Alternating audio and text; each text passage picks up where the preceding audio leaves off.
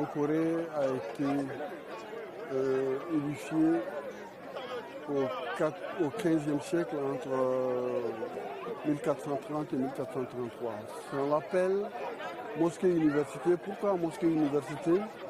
Parce que c'est autour de cette mosquée qu'est née l'université de Sankoré, dont vous avez beaucoup entendu parler.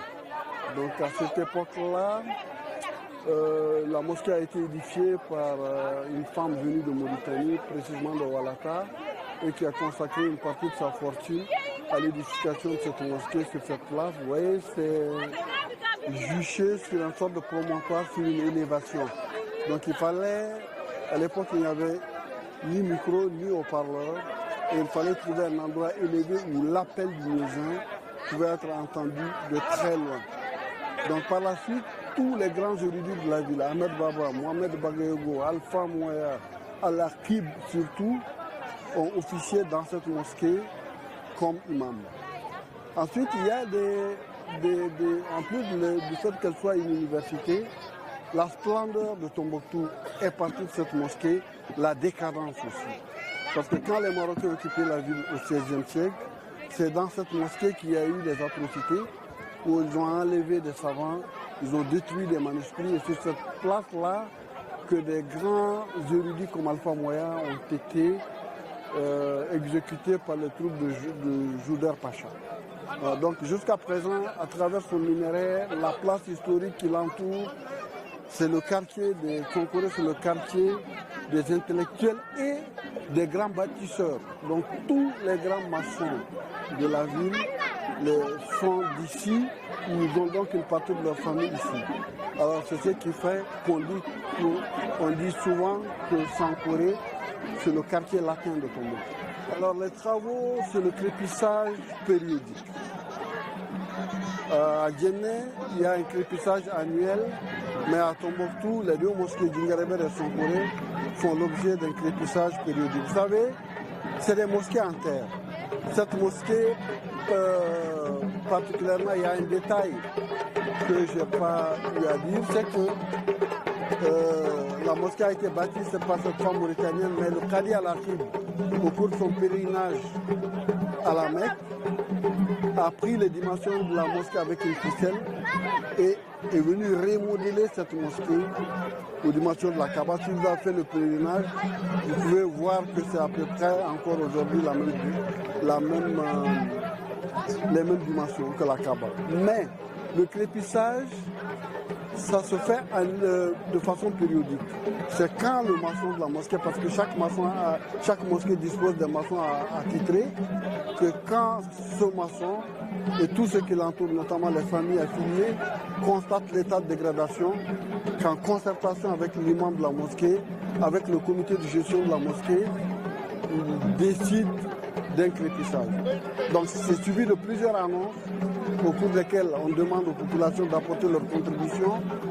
Ça peut être en espèces de l'argent, et c'est beaucoup en nature. Il y en a qui amènent de la terre, de la pierre à l'or, des bois de rognier, des nattes végétales. Et quand il y en a suffisamment, de commun accord, on décide de faire ça un dimanche. Pourquoi ce dimanche? Le dimanche, ça date de l'époque coloniale.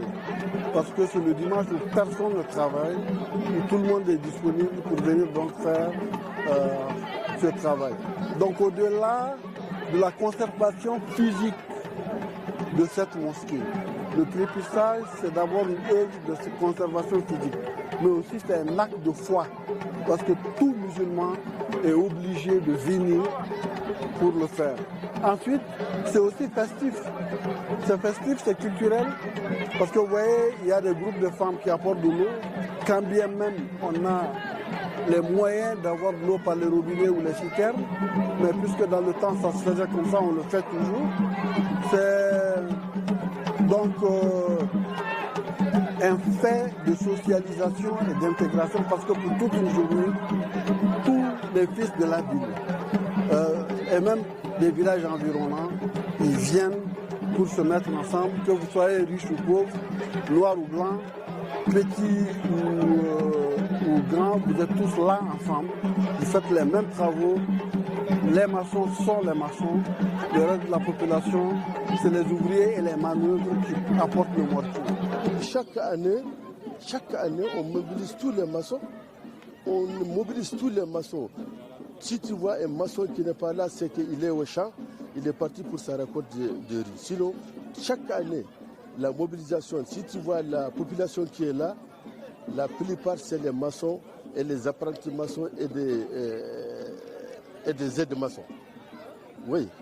Ça, chaque année, on est prêt à mobiliser pour les travaux des mosquées. Ça, on mobilise totalement la ville de Tombouctou. Précisément les maçons, les aides-maçons, les apprentis, ainsi que les manœuvres. Le travail avance très bien. Ce que nous on souhaitait faire, on a même dépassé ce qu'on a souhaité faire avant midi. Hein. Ça vraiment, le travail bouge très bien. Parce qu'avec le tas d'ouvriers qu'on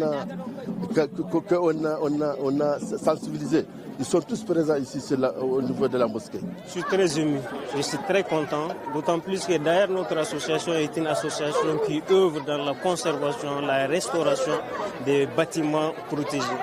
Donc cette cérémonie de ce matin qui réunit toute la communauté avec le leadership de la confrérie des maçons, c'est une occasion pour nous d'apporter notre soutien